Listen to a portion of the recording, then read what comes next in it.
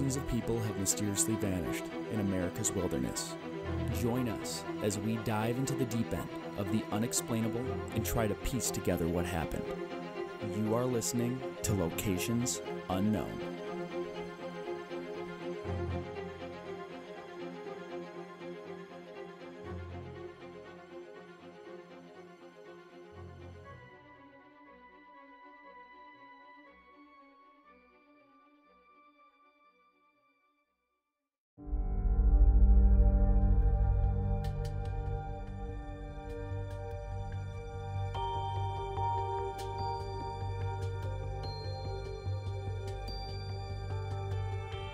What's up, everybody, and welcome back to another episode of Locations Unknown.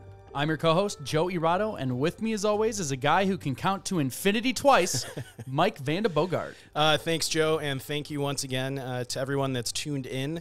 Joe and I have been off the air for a few weeks here, but we're back in the saddle and ready to go. So not a lot of updates this episode, so we're going to get right to the Patreon supporter shout-outs. I'd like to thank Cassandra McCurry, Stacy Kate, Eileen Delwo, Marissa Tippett. I bet it's Eileen Delwoo. Delwoo, sorry, Eileen. You're probably right, I'm wrong. Marissa Tippett, June from the Murders, Mysteries, and Meows podcast, Ashley Holt, and Elizabeth Barney. And this, I'd like to give a special episode shout out to Elizabeth Barney for recommending this case and also providing some kind of local descriptions of the exact trail that Sam went missing on. And I was joking with her when we were chatting back and forth. She may have to become our Pacific Northwest local expert because she's hiked and climbed a lot of places around the North Cascades. So. That's awesome. We'll have to have her on the show. Yeah. So that's all I have. Anything from you, Joe? No, we'll get right into it. All right. All right, everybody, let's gear up and get out to explore Locations Unknown.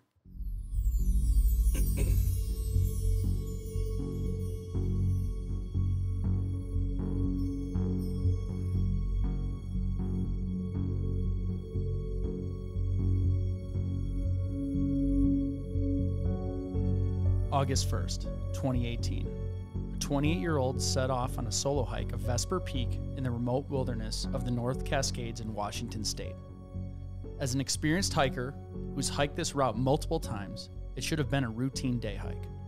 However, she was never heard from or seen again. This launched one of the largest search and rescue efforts in the state's history. Join us this week as we investigate the disappearance of Samantha Sayers.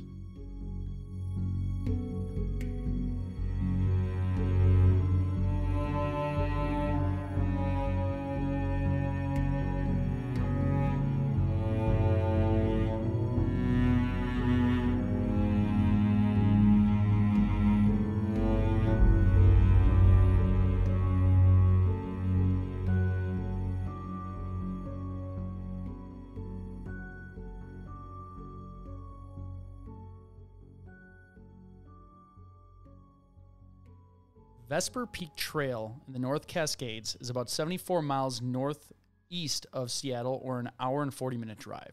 So it's up there. The peak is located in Mount Baker, Snoqualmie. Dang it. I practiced this. We definitely practiced this. Yeah, we did. Snoqualmie. It's Snoqualmie National Forest. It's spelled Snoqualmie. I had to search a lot of different videos till I heard someone say it, so I hope they're correct. Yes. The forest is 1.7 million acres, more than double the size of Joshua Tree National Park. Mount Rainier is about 157 miles south by car. While describing the area where Sam went missing, we'll generally be describing the broader location of Mount Baker, or the National Forest in the North Cascade region, which is basically applicable. We'll note specific locations when we talk about them in the case. So yeah, I included that because in past episodes, people have mentioned that we sometimes flip around from very local descriptions to like really broad. So a lot of our location profile is going to be kind of the North Cascades region. But we're actually lucky with this case. Elizabeth, who recommended this case, actually provided a very in-depth description of the hike up to Vesper Peak, which I'll go over in a bit. So it's saying here that 62% of Washington's population lives within 70 miles of this forest. So it's easy road access. So it's the most visited forest in the United States. So a lot of people are actually going here. It's very heavily trafficked for being that far in the Northwest. This hike that Sam did, though, is actually pretty remote and rugged. So the forest in general is visited a lot, but this area where she hiked is not very heavily traveled. Okay. So she was more like a local in the area that just did all the different hikes and things like that? Yeah, she lived in the Seattle area. Okay. So the peak was ascended in 1918 during a mountaineer's outing, but they were likely preceded by prospectors and geological survey party led by Lewis C. Fletcher. The steep north face was first climbed in 1968 by Bruce Garrett and Jim Langdon. The forest is home to more glaciers and snowfields than any other national forest outside of Alaska, with more than 11 major glaciers. And I know this one because when I wanted to do my crevasse rescue training, Washington State is like where you go. Yeah, I mean, either Mount Rainier or this national forest is where you're going to find a lot of the glaciers in the U.S. Yeah, they teach you. It's pretty inexpensive. If outside of flying there, it's like a couple $100 for the whole weekend. They'll teach you like self-rescue from a crevasse via rope. That'd be fun to do sometime. Yeah, like how to rope up and tether to each other and cross a snowfield. Because I know we've talked about in other episodes, that's some of the most dangerous things you can do is traversing a snowfield on a glacier. Yeah.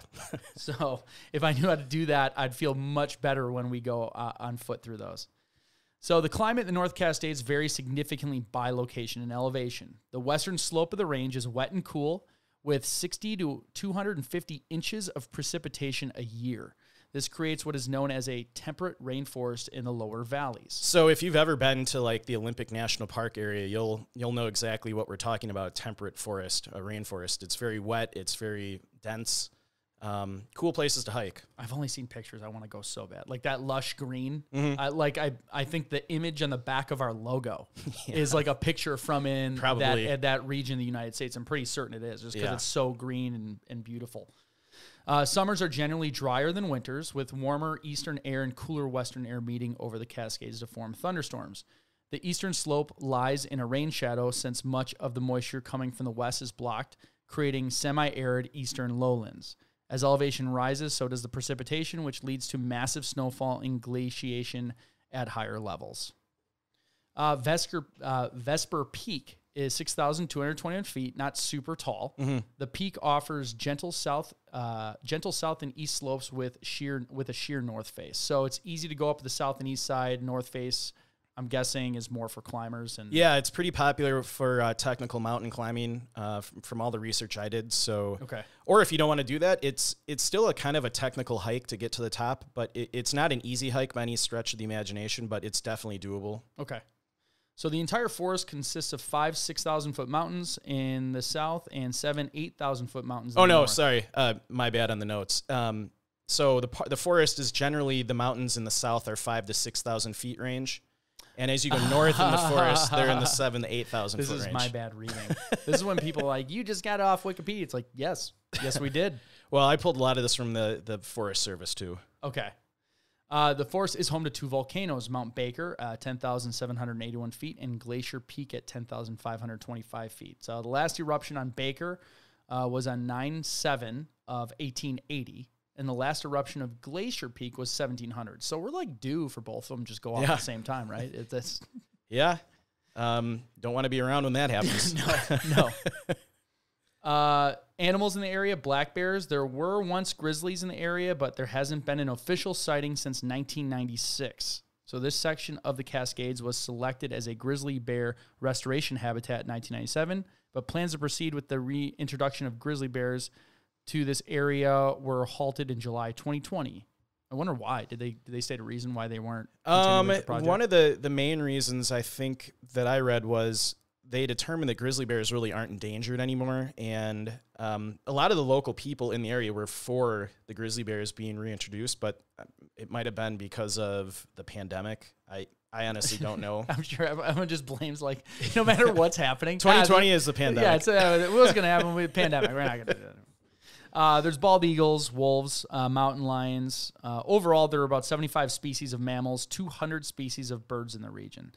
So mountain lions, black bears, probably the biggest threat. Yeah, I mean, black bears, probably you're not going to say it never will happen, but you probably won't get killed by a black bear, but they may, if you leave your food out and don't take precautions, they will come in your camp and eat it. Yeah, they're not necessarily overly aggressive all the time unless you're doing something you shouldn't. And mountain lions, we've talked about, you know, if you have really little kids hiking with you, stay close to them. Don't let them wander off, because a mountain lion will, if a child is by itself out in the woods. Yeah, and some smaller adults. We've seen that in the past couple of years, like joggers. If you're moving fast and you're by yourself, like you put yourself at risk. There was that guy, it was 2 years ago, he like fought one off. Yeah, I remember that in the news. Yeah, so it's not impossible. It is super rare though. Yeah. But we'll just go from there. So in the terrain, the peak is primarily composed of intrusive quartz diorite, but the southwest slopes are metal volcanic rock. So is that similar to, like, in the last one we were talking about the metal volcanics, like very slippery, I believe so, sharp edge?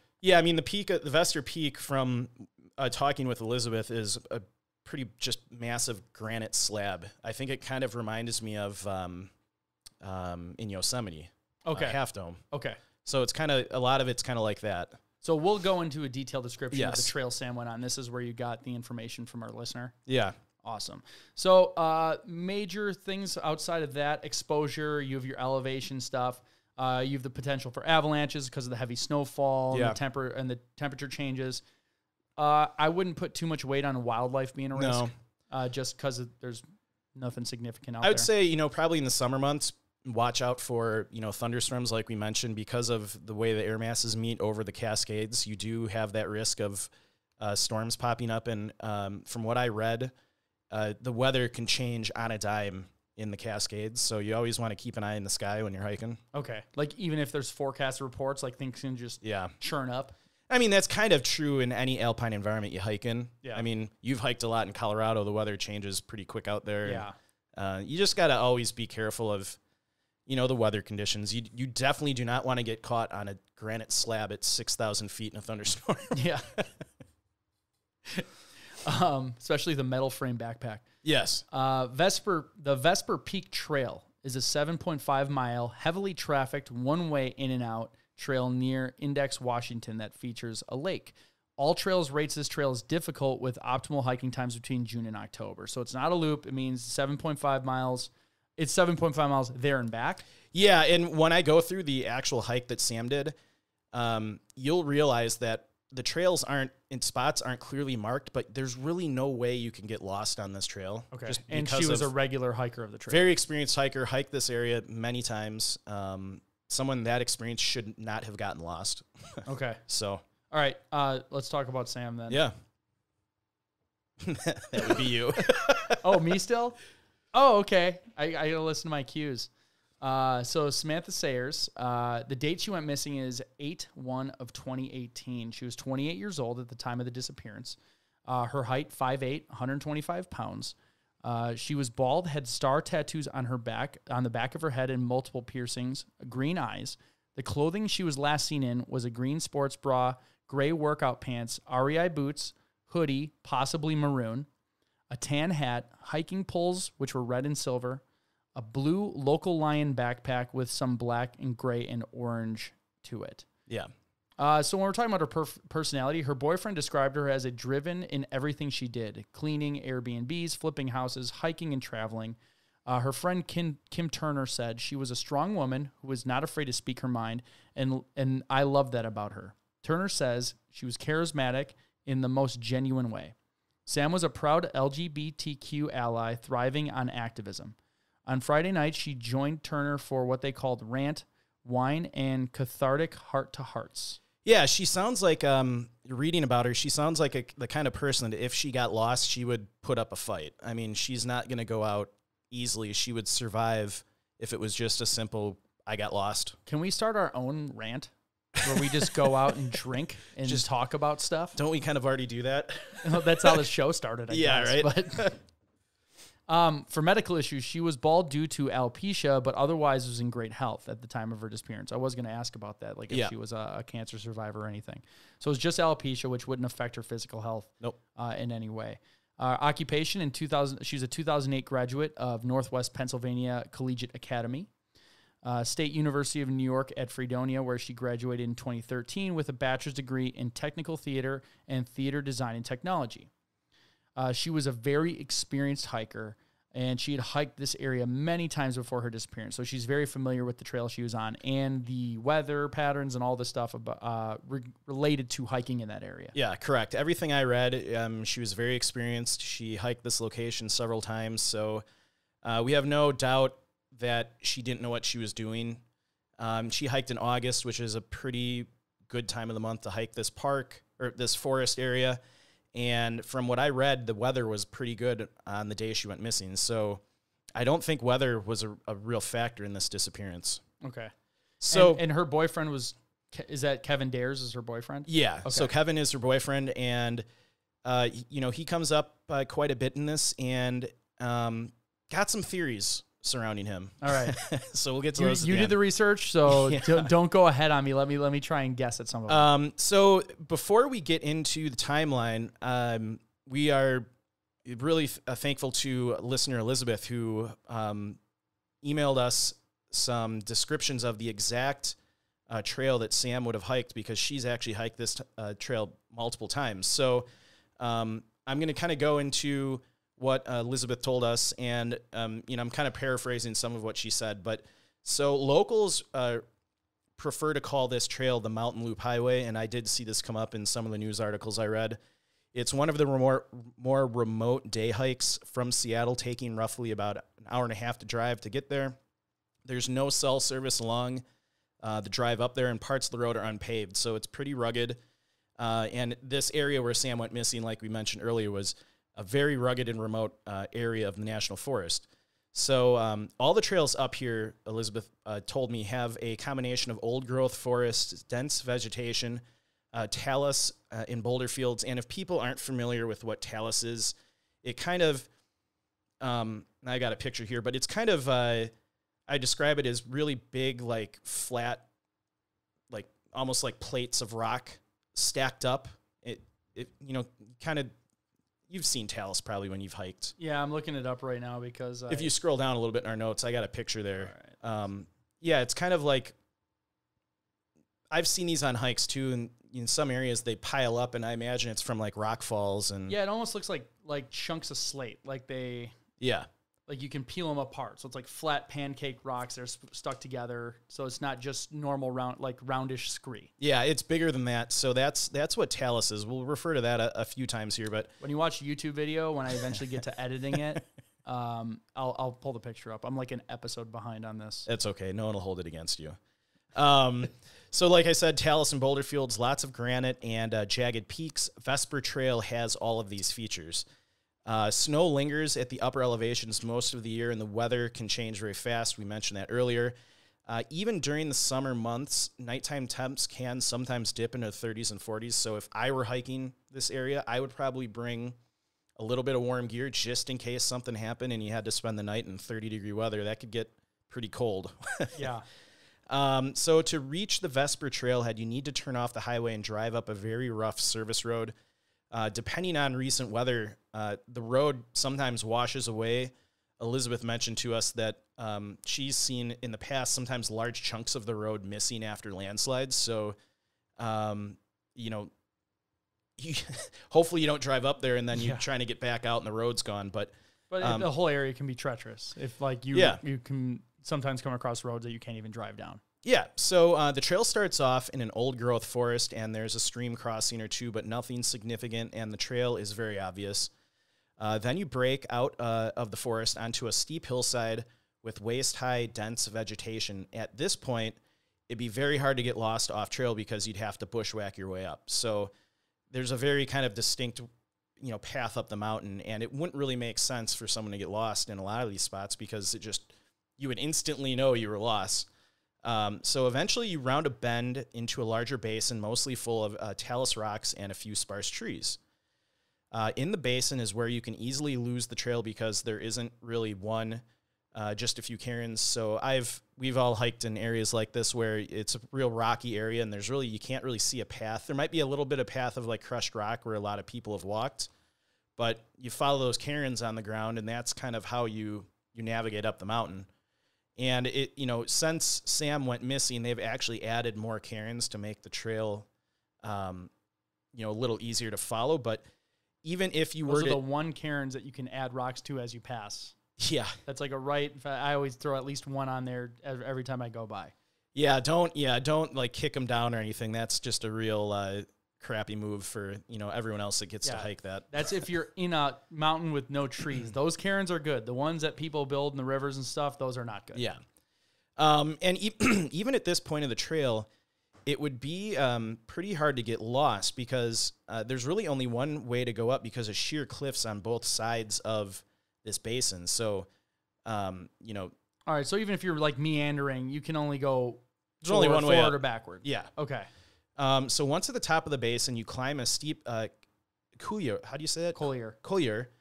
For those of you who don't know what that is, it's a narrow gully with steep gradient to the top of Heedle Pass, which is at 4,600 feet. And on either side of the pass is another small talus field.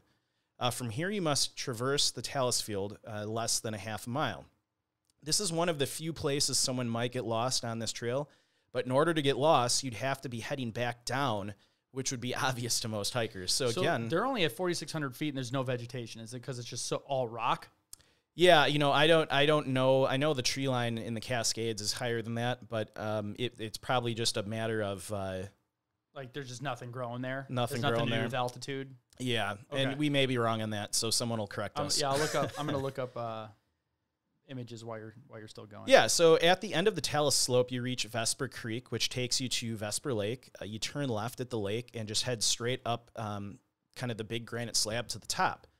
And like I said, the peak is just a big granite slope, so it would be pretty hard to get lost at this point. If you did get lost at this point, you would know fairly soon since you'd need ropes to continue up. So there's a pretty easily followed path up the mountain, and Elizabeth described it to me that if you veered off on either side of that, you wouldn't really be able to go any further because you would need actual ropes and climbing gear to go up. So that's kind of a theme for this whole case is the trail is hard to get lost on, and Sam was a very experienced hiker, so it doesn't make a lot of sense for she got lost theory. So that is kind of a description of the Vesper Trail up to Vesper Peak. I'm going to now go into the timeline of Sam's disappearance. So like Joe mentioned earlier, it started on August 1st of 2018. Around 8 a.m., Sam heads out on the Vesper Trail. She had planned to check in with her boyfriend, Kevin, that evening by 6 p.m. He was unable to hike that day due to he had something with work, so he couldn't go.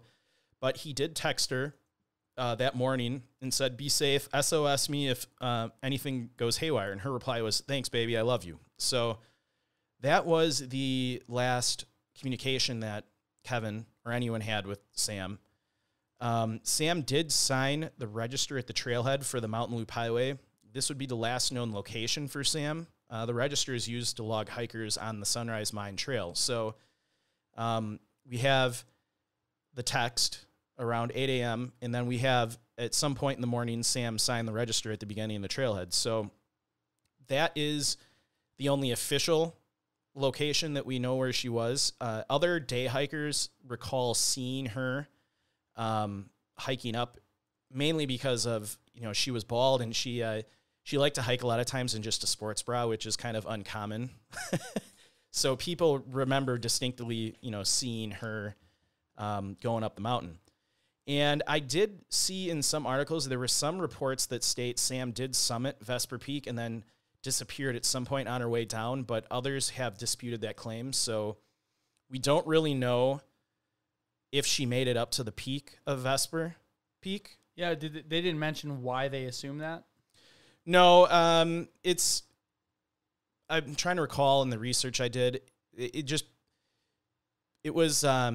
there were a couple articles that say she summited, and then people in the comments were saying, no, that never happened. So I think it's safe to assume that we don't know if she made it up to the peak or if she made it back down and when she disappeared along that timeline. We do know that people saw her going up. So at some point in the day, someone saw her. So now we're on August 1st of 2018 in the evening. This has got to be sometime after 6 p.m. because that's when she was supposed to check in with her boyfriend, Kevin. Kevin grew concerned that she hadn't called or texted him yet. This was something they always did. She would always text at 6 p.m. or whatever time they agreed upon. And when she didn't text him or call him, he got concerned. So Sam got in his car and drove up to Vesper Peak. So he drove to the trailhead a little over an hour and a half from Belltown, stopping at a gas station to buy a flashlight. When he got there, the parking lot was empty, but he could see that her car was still there. So her car was parked in the gravel parking lot at the trailhead. So we know she was there. Her car was there. She signed the register. People on the trail saw her. So it's now 10 p.m. on the 1st. And with the flashlight in his hand, Kevin starts hiking up the path in the middle of the night. Jeez, that's dangerous. Yeah, I don't know that, did he call anybody at that point, or? I don't think so. There was nothing that I read said that he told anyone he was going up there to look for. And this is where things start to not make sense to me, partly because if it sounds like Kevin did a lot of hiking with her, and does he not have, like a headlamp or any kind of gear that he could go? Like, if I'm going to look for somebody in the middle of the night in a rugged, remote forest, I'm going to bring a lot of gear with me in case I get lost or injured, because it's at night. Hiking in the dark is, pretty dangerous, even if you know the area. Yeah, maybe he's just super concerned and really not thinking, just went straight there. Just went straight there, didn't grab anything, and drove right to the trailhead. Yeah, I mean, it sounds like that's what he did. And of course, on the last push up to Vesper Peak, Kevin tripped and broke his flashlight, forcing him to turn back, and he had to use his cell phone light to make the trip back to his car. So he then drove 20 miles back down the Mountain Loop Highway to the Verlo Public Service Center, a visitor center staffed by U.S. Forest Service rangers during the day but closed at night. But this is interesting. I think on our trip to West Virginia, you took a picture next to a payphone. Yeah. And you were making, jokes about how last time you saw him was like 20 years ago. Yeah. I've seen when it was working too. That's why it was pretty crazy to me. Yeah, but at this service station, they actually have a payphone there, and it's been a lifesaver for a lot of missing people. There have been 25 calls to 911 made between 2015 and 2017 alone. So they have this payphone kind of out in the middle of nowhere so that you can call if something happens. So he calls 911 to report her missing, and they do have a recording of Kevin's 911 call. And the operator asks what Sam had with her, and he goes, little cold weather gear, no headlamp, 3 or 4 sandwiches plus snacks. She never skimped on snacks. His voice sounded strained, sometimes wavering with panic. He goes on to say, I had my flashlight going, banging, screaming, no word. And then he finally tells the 911 operator that I think she's hurt. So that's so terrifying. Yeah, so, this kind of gives us a little insight into the gear that Sam might have had with her. And obviously she wasn't preparing for an overnight stay in this area. She didn't have, much cold weather gear, no headlamp, and, some sandwiches and stuff. But to me, it doesn't sound like she was planning for a, multi-day stay in the woods. Yeah. So it's now August 2nd of 2018, 1:30 a.m. Kevin is still at the station. So now Sergeant John Q. Adams arrives. This was Adams' first year as a search and rescue sergeant. He took over from a predecessor who oversaw SAR response for 22 years at the Snohomish County Sheriff's Office. Kevin had also, around this time, posted a plea on Facebook, SOS, SOS, need help ASAP, he wrote. Missing Samantha Sayers, please hurry, back in Pennsylvania. This was how Sam's mother heard of the news. So can you imagine not getting a call from anyone, or you just read a post on Facebook that says, SOS, SOS, need help ASAP. I mean, that's got to be terrifying. So it is now August 2nd, 2018 at 6 a.m. So the search and rescue operation got rolling pretty darn fast. So we can safely say that probably around 1:30 a.m. is when Sam was officially reported missing. And volunteers started arriving at 6 a.m. At the station, and they took off in teams to comb the trail and call out Sam's name. Adams dispatched the county-owned Snowhawk 1 helicopter on what was turning into be a cloudy Thursday. The aircraft was equipped with FLIR, which is an infrared camera that scanned for heat signatures. And the pilots also were just sticking their heads out the window looking. I've been looking at Google Earth and some of the maps, and the trail is visible from satellite. So like it's like that's even in like some of the forested areas. Yeah. Like I can see it on Google Earth, like where the trail is distinct from the actual river. Yeah. And then it gets above this tree area where it's fairly wide open. So I could imagine that would work for them just looking out the window. Yeah. So, you know, that helicopter's in the air with FLIR using their infrared radar, and they actually spotted a tree on fire, but they didn't see Sam.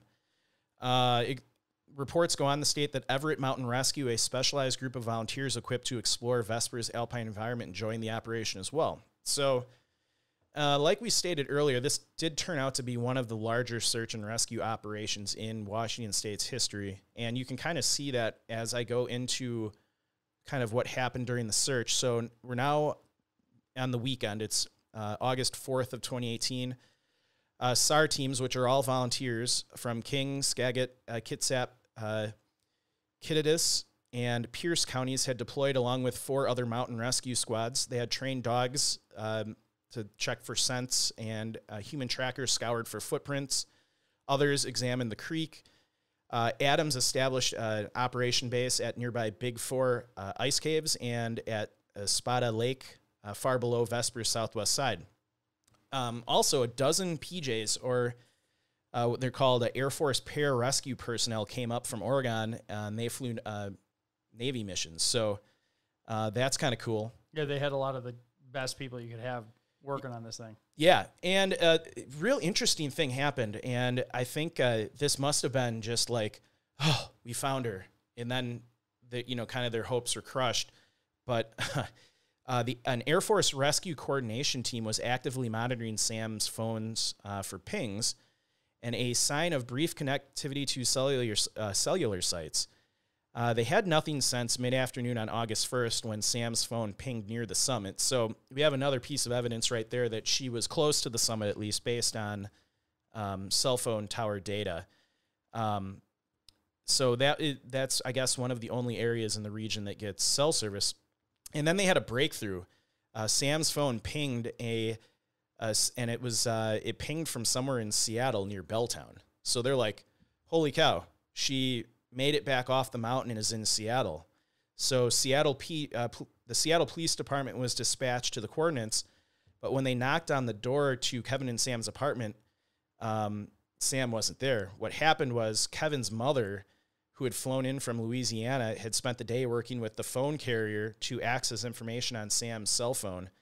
And basically what the carrier did was they loaded the SIM signature onto Dawn's mobile phone, effectively cloning Sam's phone, which is why it pinged in Seattle. Oh my gosh. So like for probably a couple hours, they legitimately thought that Sam made it back to Seattle, which is crazy. And that's the first time I've heard of that happening during a search where they've cloned the phone.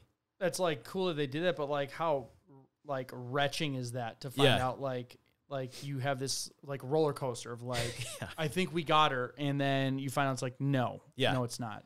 So the official search lasted for 22 days and ended on August 23rd of 2018. This is a direct quote from Search and Rescue Sergeant John Adams. He said, "We have exhausted all leads and tips. We've interviewed all witnesses who have come forward.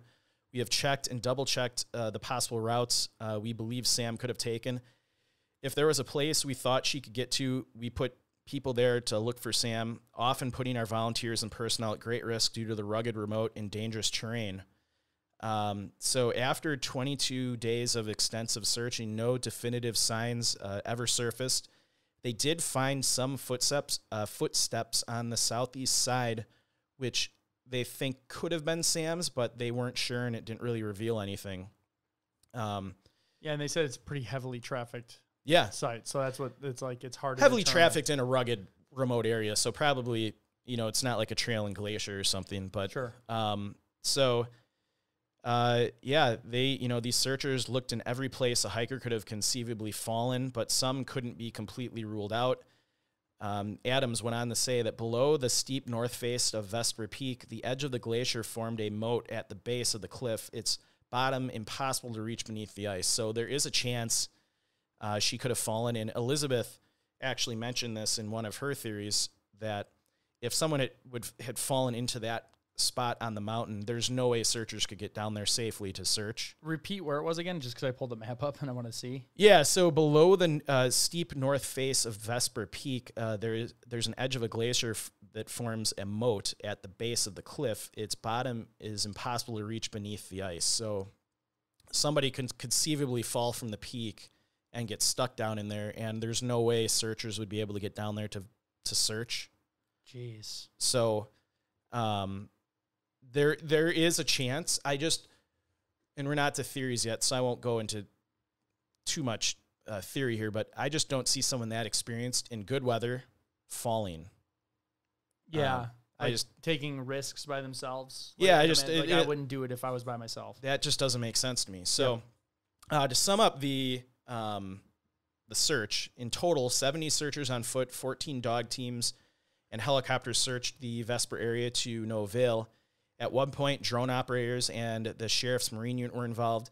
In addition, volunteer searchers from around the state spent thousands of hours of time leaving bags with a note saying, "Stay strong, we're looking for you, everyone is thinking of you," with a poncho, socks, energy bars, compass, flashlight, fire sticks, and a lighter.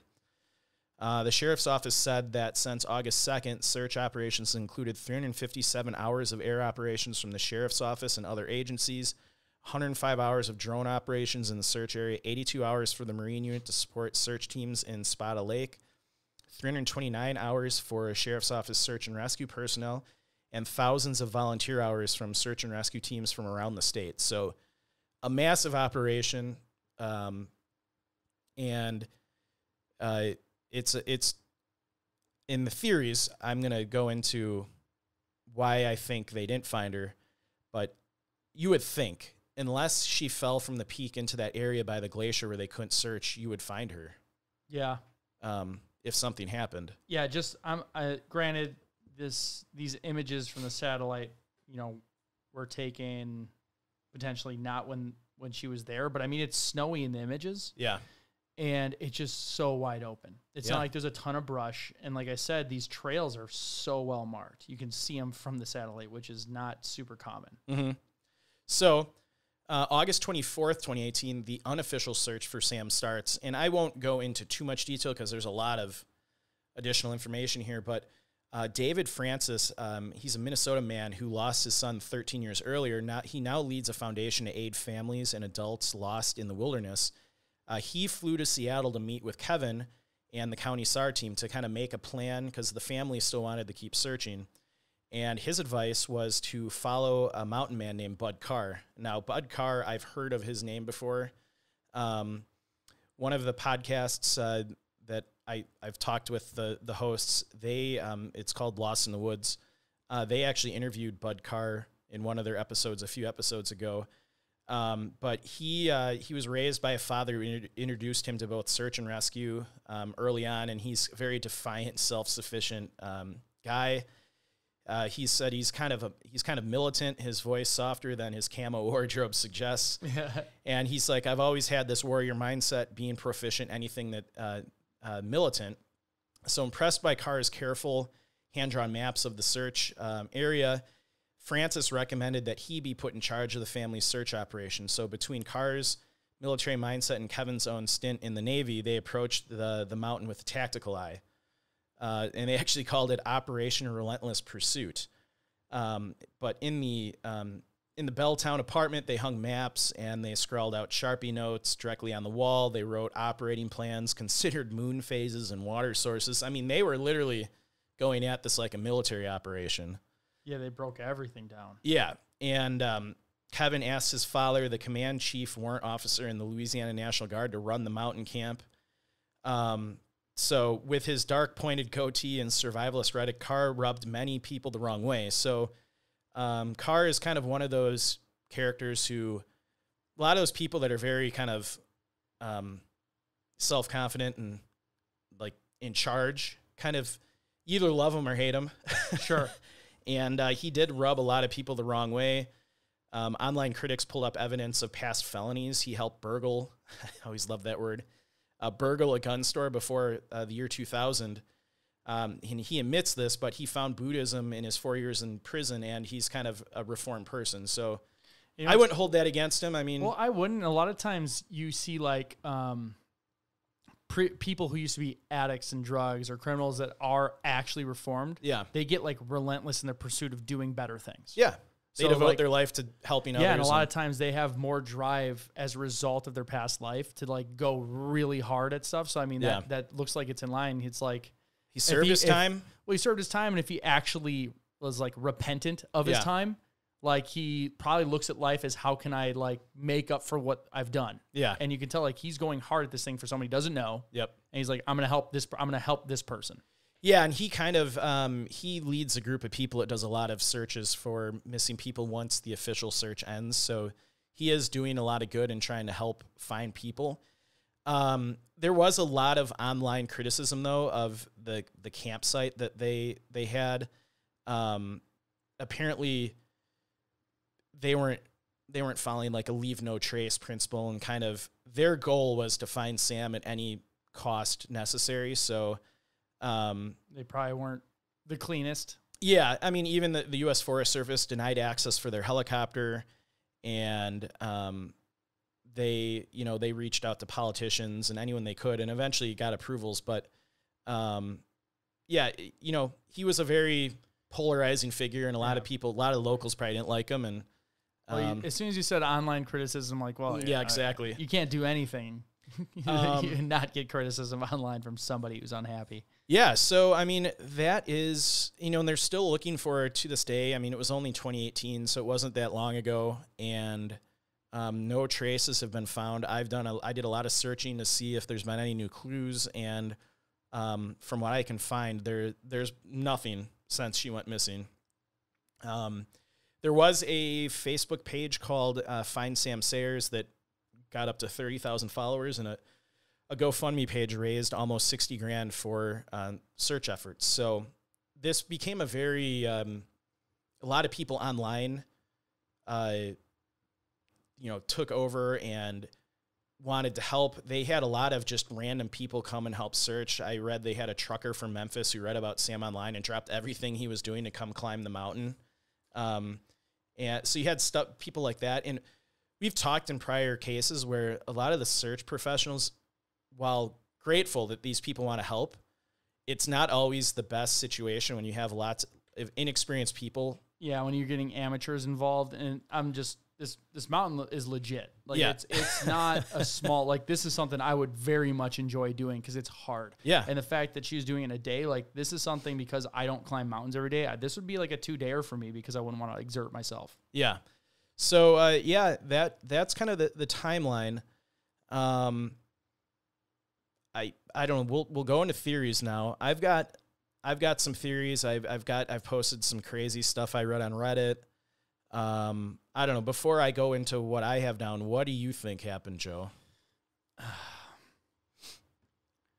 So I feel like based on what I'm seeing, and I've been taking like screenshots as I'm going through like Google Earth because I got it in 3D mode and I'm looking at this mountain. If she ran into issues while hiking, it definitely happened in the last mile or so. Yeah. Because it's fairly navigable, and I'm not going to say flat, but I mean, it's following rivers. It's just very easy trail. But then when you're going up to Heedle Pass, it starts getting very steep. You're starting to do your zigzags to get up the side of the mountain. Yeah. When you get up into Vesper Lake, you're getting into, glaciated snow and things like that. I feel like if there was some sort of accident, it would have happened between her time in Vesper Lake and Vesper Peak and back again. Mm-hmm. It's very small in regards to the whole hike, but I'm just looking at a lot of sheer faces, a lot of snow, a lot of ice. Like we said in the beginning, this is like the state of crevasses. My major theory would be some sort of she fall, fell at the peak. But not like, I was looking over an edge, like stepped in some snow and it was a crevasse or something, or misstep. I don't know. Yeah. I would like to if who was the listener that recommended the show? Elizabeth Barney. I would love to get from Elizabeth like what the crevasse danger is and what avalanche danger is here, because definitely when you said on the north side of the peak, when I'm looking at this, it's definitely like avalanche chute right down the side, which the hiking trail doesn't go through there. Yeah. But if you have loose snow, and this is obviously a satellite image not from when she was up there, there could have been more, there could have been less. Yeah. I feel it has to be completely ice snowfall related. Okay. Like I just don't see it being, and the fact they can't find her because it's not super, it's lots of open sheer rock faces. Most of the trail you wouldn't get lost on. I'm like 90% certain I can actually see people on this image. Like, because I'm looking at rocks and stuff, and there's two figures that are right where the trail would be on the snow. Yeah. That, like, when the satellite image was taken, like, you can see it very clear. Yeah. That it might be, like, two backpackers hiking up. So, like I said, how easily I can see the trail from these satellite images and other features flying over this, like, it'd be very, very visible. Yeah. Well, even Elizabeth mentioned that if she had fallen, you would assume that you'd see her gear kind of strewed out because it's a big granite slab. Yeah. And the fact that they didn't find anything like that, I don't think that means you can rule out a fall. I think, perhaps she fell somehow near the peak or at the peak and somehow fell into that area by the glacier where it's just impossible to search. Yeah. And they'll never find the... Look at this. I was going to show this because I'm not crazy. So there's the peak. Yeah. And I'll put this up on the video. When you're zooming in, here's the line. Look at, you can kind of see the line in the snow even. Yeah. Right here. That is like definitely two people with their shadows. Yeah. Look at that. That is a guy. That's another guy. Yeah. With the shadow being cast. Like, this is images from space. Yeah. So, like a helicopter flying over or Yeah. whatever they're using FLIR. Yeah. Like on snow. So all I'm thinking is she's below the surface. Yeah. And where's that going to happen? In these snow fields or at Vesper Lake, potentially. Mm-hmm. That's where I would love to talk to her to get a bigger idea of like, hey, is Vesper Lake actually a frozen surface and it's a deep lake underneath that just never thaws? Like, it'd be great to try to get Sergeant Adams on a call to talk to him about the search, because I couldn't find an official police report, but Sergeant Adams kind of made a statement about what he thought happened. He still thinks Sam is somewhere on the mountain, not far from where she was last seen. He points to the moats off the north side of the peak where the steep bottom of the cliff meets the glacier. And that's where we keep talking about if she fell into there, there's no way they would find her because they're not going to, it's so dangerous. They're not going to put searchers at risk to go down in there. And you would be covered by, snow melt, snow, it's going to fluctuate and she could be under the glacier. Yeah. Unfortunately. Yeah, that's right. That's the whole north side. That's just sheer drop off. And then that's that chute that you can see it has runoff through there. I'm going to snap this picture too. I think if that's the theory, I think for me, that is one of the main theories. I think what happened to her, I'm ruling out animal attack. Yeah, I'd say definitely not animal. So do you think she slipped? If you're going with that theory, do you feel like she was at the peak and somehow lost footing? That would have to be my guess, just based on the description of the hike up. There's really nowhere. I mean, that's not to say she couldn't have fallen and got injured on the way up, but she would have been found. Yeah. The only thing I'm thinking of is she was up on the peak. If she had fallen, there must have been no one up there with her at the moment, because if she had fallen, someone would have seen that and reported it. No one reported seeing her at the peak or seeing her fall. So that's one theory. The family and friends, think she got lost or injured, and some still think she's alive. Now, getting into some of the crazy internet theories. Real quick, this is 2018. Yes. August 2018. Okay, so this satellite image is from 7/24 of 2018. Okay, so this is a week or two before. Yeah, so this is actually very accurate to what it was like when she was there. So all the images we'll post on Facebook and will be in the video are And a Elizabeth very accurate actually representation of what it looked like when she disappeared. She actually emailed us pictures of the trail up. Okay. I'll send those to you, Joe. Yeah, we'll do a Facebook portfolio of all these, and then I'll have them pop up in the video as we're talking too. So some of the even the image of what I think are people. Yeah, it's right on the trail. So yeah, I think my main theory is that she experienced some kind of fall near the peak or at the peak that caused her to fall into one of those moats that Sergeant Adams talked about, and she'll never be found because of the location she fell in. Some of the opinions online, I don't know, I just mentioned these just to kind of some because they're there weird theories out there. Yeah. So, one woman online said her brother-in-law could have abducted Sam given a coincidentally timed vacation. The woman had borrowed his vehicle once, and even though it was very clean, it smelled of semen and dead bodies. Sorry to be crass. That was a Reddit user? Well, this was related to a brother-in-law? This was related to a police officer who took the report down. So this was like an official statement that someone made to law enforcement. Wow. It's either true or she really doesn't like her brother-in-law. Well, I don't know. Yeah, that's true. So take these with a grain of salt. These were things I found online. Another Reddit user is convinced that Kevin is involved. So he stated that his whole story of the events after she didn't check in at 6 p.m. seemed fishy to him. Now, I don't put a lot of weight on Reddit theories. We've said this a million times, but when I was thinking about what he was saying, kind of made sense to me. So he's like an hour and a half away from where she was hiking. And well, he was at work, so he's got an alibi at least during the time where she was hiking. Well, from what I read, he couldn't go hiking because of something with work. I don't know if he was at work or not. You would assume that they would have checked that out. But, so, the theory that the Redditor had was that it seemed fishy that he so quickly left to go straight up to Vesper Peak to go looking for her, literally maybe an hour after she didn't check in. What if, she lost her phone and was just on the drive home and she was just going to be late, or maybe she stopped to visit with some friends, or, who knows what happened. Joe, if you were with your wife and she went out hiking on a solo hike and she was supposed to check in at 6 o'clock and you were like 2 hours away and it's like 7, would you suddenly freak out and drive 2 hours to go look for her with no gear and a flashlight? Or would you just wait a few hours to see if she shows up? I'm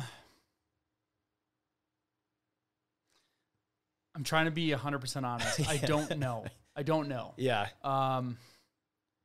Honestly, I probably... Well, and here's the deal. I'm thinking of it from my perspective. Yeah. I don't like the idea of hiking alone in general. I don't either. I wouldn't let her go by herself. Not because she's a woman or whatever. I wouldn't go hiking by myself on this trip. Yeah. All right. So if I'm of we live out there, there's hundreds of hikes. We do it all the time. Yeah. I'm trying to put myself in their shoes. If I were that way and still kind of the person I am, where I'm very vigilant about itineraries, checking in, things like that. Yeah. I would probably have started heading that way, but the first thing I would have done is called the authorities in that area and said, right, she's supposed to check in. Here's her itinerary. This is what they're doing. I'm leaving to come up there. Yeah. But I would be like, hey, my girlfriend or my wife, we're very vigilant about this. This is abnormal for us. Not, this happens all the time. We are very vigilant about this, the thing that we do, and she's not doing it. And would you go unprepared? You would bring a hiking bag. I would, I would take the 20 minutes to grab the emergency gear. Throw a headlamp in. Yeah, exactly. So now here's the deal. I think that I have a lot of emergency training. I'm really calm in these types of situations. Yeah. Maybe he has high anxiety. Yeah. Maybe there's people that panic at the smallest things. Yep.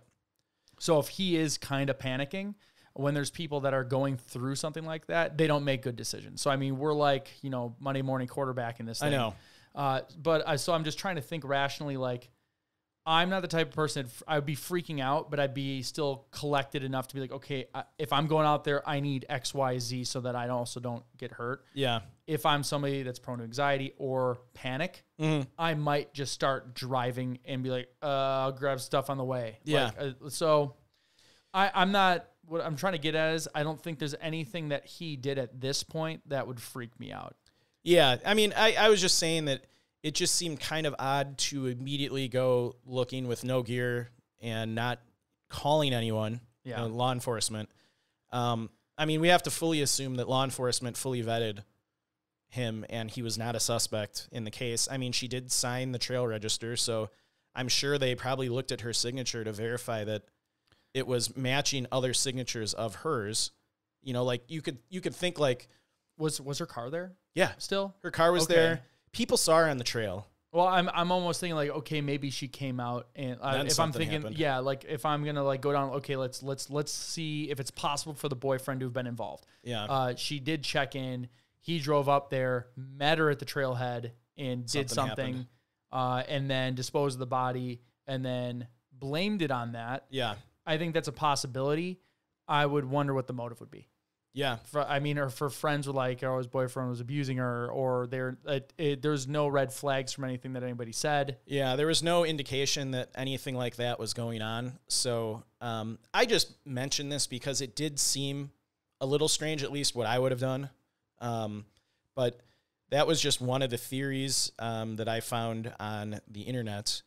And to kind of close the episode, I was going to give read a little bit of what our local listener Elizabeth said about this case, and she wrote us and said, now on the summit there are a few places that are basically a sheer drop-off. If you lost your footing, it would be game over, but people saw her on the peak, and I believe someone reported seeing her on the way down. But even if she did fall off the peak somewhere and her body was hidden among the granite, wouldn't her stuff have been thrown during the fall and landed on the rocks? Wouldn't some of it been visible to the helicopters or rock climbers who belayed down in every direction off that peak? She goes on to say, I guess there's always the possibility of foul play, but my only other guess would be that instead of traversing the upper talus field, she went down it and got lost. But like I said, it would be just hard to get very far before you realize you weren't in the right place, especially if you've been there before. She also went on to say, I also think the weather was pretty good that time of year. So if she did get lost, she would have been able to hunker down for a few days and, was reported missing, I think, that night when she didn't return home. So, Elizabeth said the weather was good. Sam was very experienced. She probably could have survived a few nights in that area. She had a couple sandwiches and some snacks, and there's lakes and streams there that she could have had water. I don't know. I think the two theories I'm going with are, one, she had some kind of accident at the peak and fell, and it is possible that if there were other people on the peak looking the other direction, people could fall and not make a sound. I mean, that's possible. She slipped and went right over.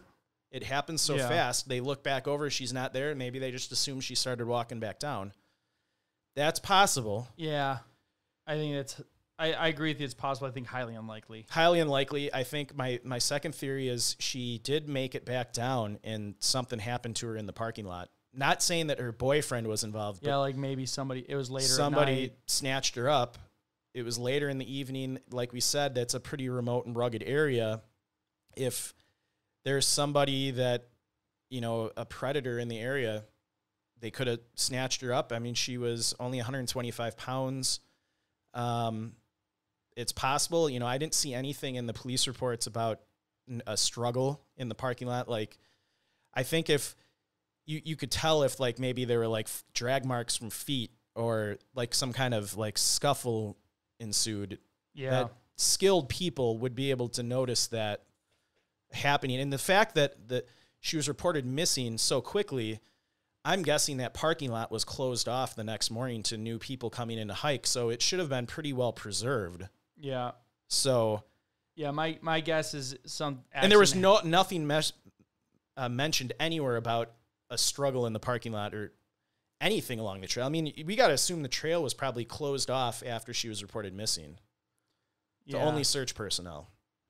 Yeah, my guess is something happened between Heedle Pass and Vesper Peak. And they found no trace of her. Like, yeah, So, and it's not like people could mistake her for someone else. She was bald with a tattoo on the back of her head. Yeah. That's pretty distinguishable. I mean, it's not like just some random person in hiking gear. She was in a sports bra and she had a bald head. Yep. Yeah. You don't mistake that. Yeah, you're not coming across many people that are like that. So yeah, so I don't know. This is another really puzzling case. I don't know what happened. I mean, the best theory I can come up with is she fell and is under a glacier, unfortunately. So I guess with that, I would just like to really thank Elizabeth for listening to the show and giving us some great insight into the trail and kind of what she thinks happens. And I think anyone else that listens to our cases and they're from those areas, we'd love to hear your input on future cases too. So don't be afraid to reach out to us. Yeah, and thanks again for tuning into the show. We appreciate you all for listening and sharing locations unknown with your friends and family. Be sure to like and follow us on Facebook, Instagram, and Twitter. We have the YouTube channel up and running, although I think we lost our video halfway through this one, so I'll just end it with all pictures. Like it said some encoding error, that's why I got up. Okay.